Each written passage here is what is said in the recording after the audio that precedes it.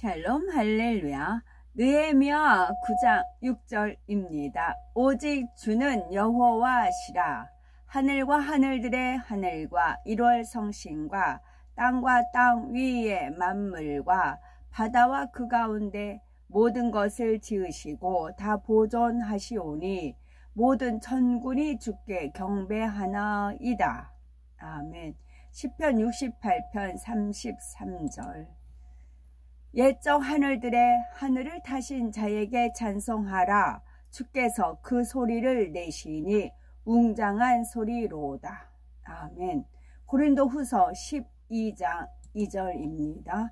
내가 그리스도 안에 있는 한 사람을 아노니 그는 14년 전에 셋째 하늘에 이끌려 간 자라. 그가 몸 안에 있었는지 몸 밖에 있었는지 나는 모르거니와 하나님은 아시느니라. 아멘. 제목은 하늘들입니다.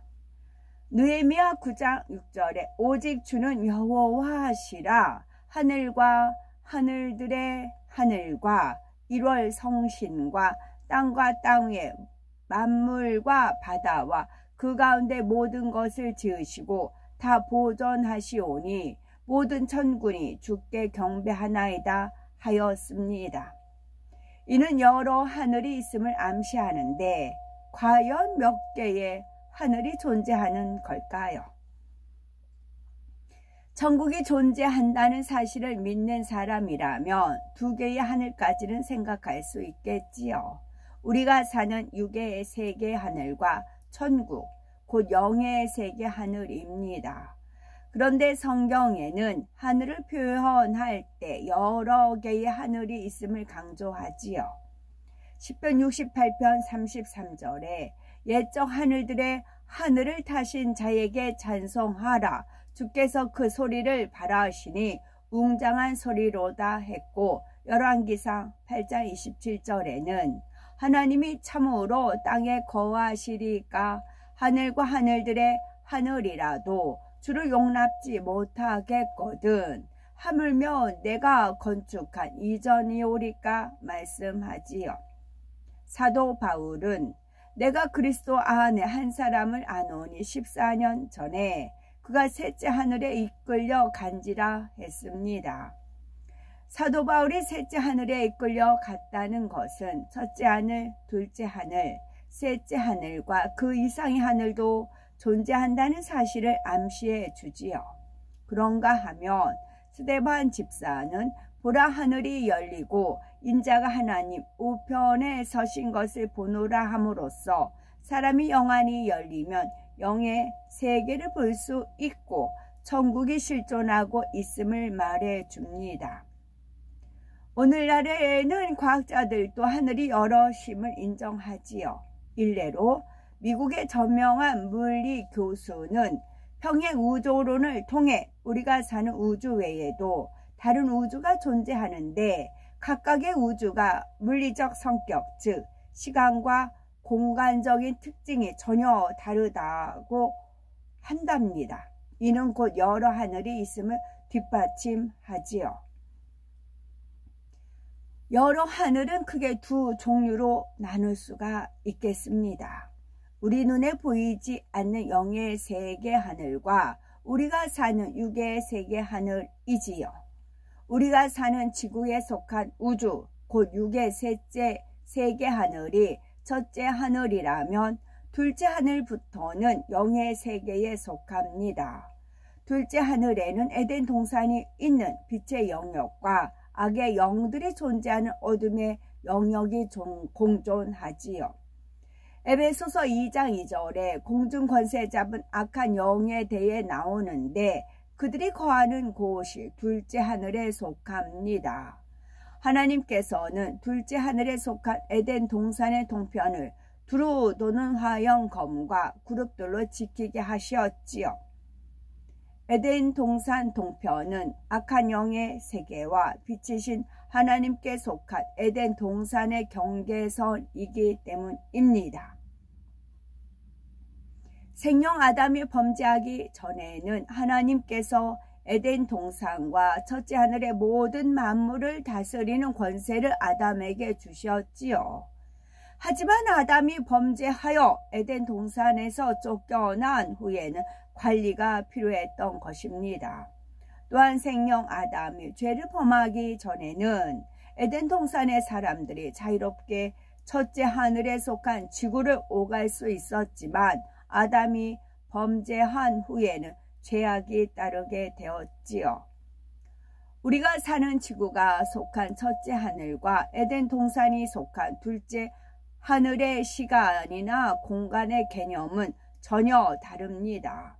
둘째 하늘에도 시간의 흐름이 존재하지만 우리가 사는 육의 세상과 같이 제한된 개념이 아닙니다.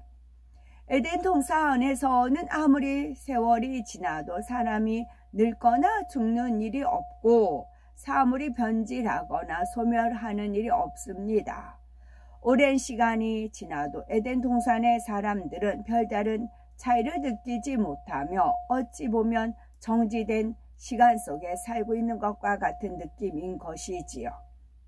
공간 역시 에덴에서는 제약 없이 무한하게 펼쳐집니다.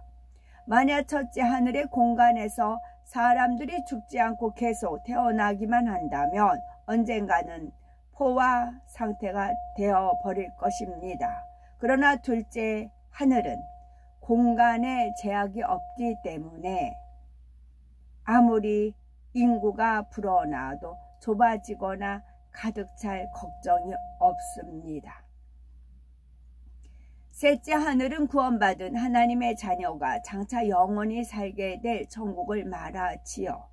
주의 계시와 환상을 밝히 받은 사도 바울은 그가 셋째 하늘에 이끌려 간 자라 그가 낙원으로 이끌려 가서 말할 수 없는 말을 들었으니 하면서 셋째 하늘에 속한 낙원을 보았다고 했습니다.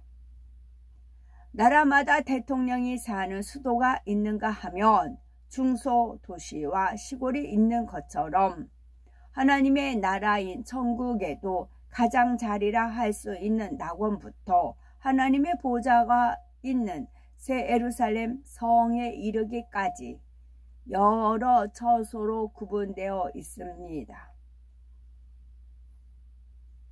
우리가 이 땅에 살면서 얼마나 하나님을 사랑하여 아름다운 진리의 마음을 이루었는지 얼마나 잃어버린 하나님의 형상을 되찾았는지에 따라 들어가는 처소가 달라집니다.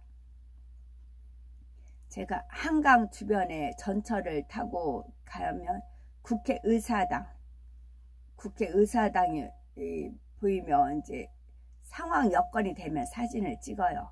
근데 보면 볼수록 항상 좋았어요. 그 앞에 있는 한강 그 자락도 좋고 국회의사당도 좋고 또 요즘은 봄이라 그 주변에 또 꽃나무 있는 것도 있더라고요. 그리고 이제 버스 탈 때는 63빌딩을 찍고 제가 그래요. 이제 뜻은 모르고 의미는 모르고 괜히 그냥 좋았어요. 제 마음에. 그래도 지금 말씀 읽던 중에 대통령이 사는 수도가 있는가 하면 중소도시 시골이 있는 것처럼 이렇게 나왔잖아요. 마치 국회의사당은 이제 축소를 하면 그러니까 지구가 엄청 넓지만 지구본 하나에 온 지구가 다 들어있는 것처럼 축소를 하면 국회의사당 새 예루살렘이 가로 세로 높이가 6천리6천리잖아요. 그 안에 동그랗게 지구가 얹어 있다고 하면 국회의사당은 새 예루살렘 그리고 그 주변에 그 한강은 생명수강이 흐르고 밑에 이제 도시가 또 형성이 되는 것이지요. 그와 같다는 겁니다. 그 의미는 지금 알려줘서 이제 영감을 알려줘서 말씀드리는 바고 왠지 좋아서 찍었을 뿐이었거든요. 볼수록 좋았어요. 그랬더니 그와 같대요. 저 뭔가가 있다 하면서 찍었는데 또 주님께서 의사당 찍어라 이제 명하셨고 또 상황 여건이 되면 찍었습니다. 그와 같다. 환경이 새 예루살렘의 천국의 환경이 우리나라 그 한강 주변 한강이 생명수 강이라고 보시면 돼요. 그리고 국회의사당이 새 예루살렘 가로 세로 높이 있고 위에 지구 얹은 걸로 해서 그렇게 되고 63 빌딩은 이제 그리고 제가 말씀드릴게요. 제가 지금 62세예요. 그럼 7년이 19, 20, 21, 22, 23, 24, 25, 25년. 지금 내년이 25년이에요. 7년이에요. 그때가 제가 63살이에요. 지금 나라에서 막 나이조차 막 조작을 바꾸잖아요. 그 상관없이 현재 62세. 왜냐하면 한갑을 기준으로 하나님께서 갑인 것을 환영한다 하셨거든요. 갑인 것을 환영한다. 그래서 확실하거든요. 지금 62세예요. 그러면 7년이 되는 해가 63살이고 63년생이고 그래서 63 빌딩을 찍습니다. 우연은 없다고요. 우연은 없어요. 이것도 하나하나 열어주시는 거예요. 인봉을 하나하나 열어서 알려주시는 겁니다. 셋째 하늘은 둘째 하늘보다도 더욱 시간과 공간의 제약이 없는 영원한 시간과 공간을 지닌 곳입니다. 그래서 셋째 하늘에 사는 사람들의 제한적 사고로는 천국의 시간과 공간을 이해하기가 쉽지 않습니다.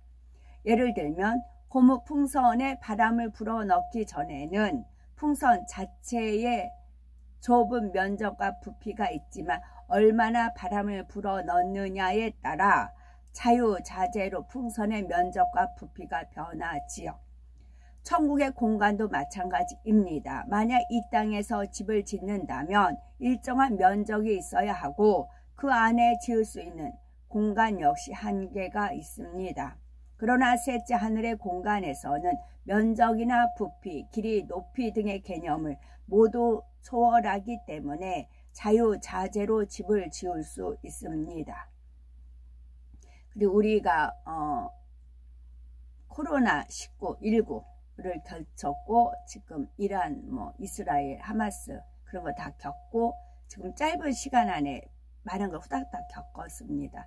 이것이 브리핑이에요. 언제 브리핑? 7년 환란에 대한 브리핑이에요. 앞으로 7년 환란이 있다 하잖아요. 7년 환란에 대한 브리핑이에요. 브리핑인 거는 이제 중요한 것을 짧은 시간에 압축해서 이렇게 표현을 한 거잖아요. 하마스 같은 경우는 이제 악한 세력 그리고 이란 이스크 핵 어쩌고 저쩌고 하는 거 있고 그 다음에 이제 질병 이것은 우리가 현 시대에 지금 살면서 짧은 시간 안에 겪잖아요. 앞으로 7년 환란에 있을 브리핑이에요. 그렇게 하시면 돼요. 깨어 있으라고요. 넷째 하늘은 태초에 하나님께서 공간을 분리하기 이전에 계시던 근본의 하늘입니다. 이곳에서는 시간이나 공간이라는 표현 자체가 무의미하지요. 시간과 공간을 초월해 하나님께서 마음에 품기만 하셔도 즉시 이루어지는 곳입니다. 부활하신 주님께서는 유대인들을 두려워하여 문을 굳게 닫고 집안에 숨어 있는 제자들에게 나타나셨지요. 아무도 문을 열어주지 않았는데도 그들 가운데 나타나신 것입니다. 또 후련히 갈릴리 해변에 있는 제자들에게 나타나 함께 식사하기도 하셨지요. 이렇게 40일 동안 이 땅에 계시다가 500여 명이 보는 가운데 구름 속으로 승천하셨습니다. 하물며 근본 하나님께서 계시던 넷째 하늘의 공간은 어떻겠습니까? 태초의 소리를 머금은 빛으로 계시면서 모든 우주 공간을 품고 다스리셨듯이 하나님께서는 오늘 날에도 넷째 하늘에 계시면서 첫째 하늘과 둘째 하늘, 셋째 하늘 등 모든 하늘을 지배하고 다스리십니다.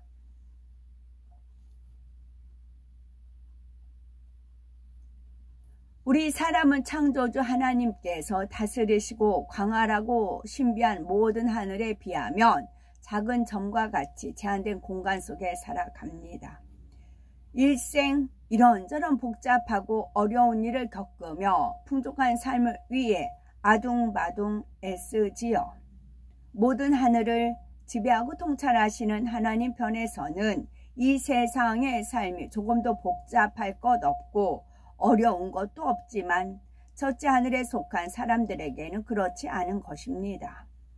예컨대 개미로서는 도무지 옮길 수 없는 큰 짐이라도 사람이 손가락 하나만 움직이면 옮길 수 있고 도무지 건널 수 없는 물 웅덩이라도 사람은 간단히 해결할 수 있습니다. 이같이 개미에게 어렵고 불가능한 일도 사람 편에서는 매우 쉬운 것처럼 전지전능한 하나님께 도와드리면 하나님께서 도와주시면 어떠한 일도 문제될 것이 없습니다. 창조주 하나님께서는 우리의 모든 사정을 아시며 어떤 기도에도 응답하실 능력이 있으시지요. 그러므로 아무리 좌절하고 낙심되는 현실에 처해도 하나님의 능력으로는 모든 상황을 반전시킬 수 있다는 믿음을 소유하여 응답과 축복을 받으시는 복되고 아름답고 거룩하고 보배로운 복된 우리가 되셔야 되겠습니다. 아멘. 경배하세, 경배 드리세, 하나님께 경배 드리세, 이제 그런 찬양 가수 구절이 있었어요. 그랬을 때 이 경배라는 말을 한순간에 하나님께서 알려주셨어요. 경배한다 하면은 하나님을 겸손하게 절하는 거. 윗사람한테 있으면 막 겸손하게 절하잖아요. 깎듯이. 경배가 그렇대요. 배가 절하는 배자로 경외하는 마음으로 이제 하나님을 이제 경외하는 마음으로 이렇게 절하는 모습, 이게 경배 드리는 거다. 말로는 경배하세 경배하세 하면서 다리를 꼬고 앉아서 경배한다, 그 찬양이 되겠느냐는 얘기죠. 아니래요. 겸손하게 하나님 앞에 공손하게 절하는 거, 이렇게 깍듯이 절하는 거, 이것이 경배래요. 그런 태도와 그런 마음이 진짜 경배라는 겁니다. 낙원, 셋째 하늘에 있는 낙원은 천국의 저소중 가장 낮은 곳이지만 이 땅과는 비교할 수 없을 만큼 행복하고 아름다운 곳입니다. 낙원에 거하는 사람은 믿음의 1단계로 상급이나 면류관이 없으며 집도 따로 주어지지 않지요. 집이 없다고 해서 마냥 잔디밭을 거닐고만 있는 것은 아닙니다. 이 땅에서 마을회관 같은 곳이 있어 여러 사람이 함께 쉬며 사용하듯이 낙원에도 공동으로 사용하는 장소가 있어 그 안에서 모이고 안락하게 휴식을 취하기도 합니다. 아멘.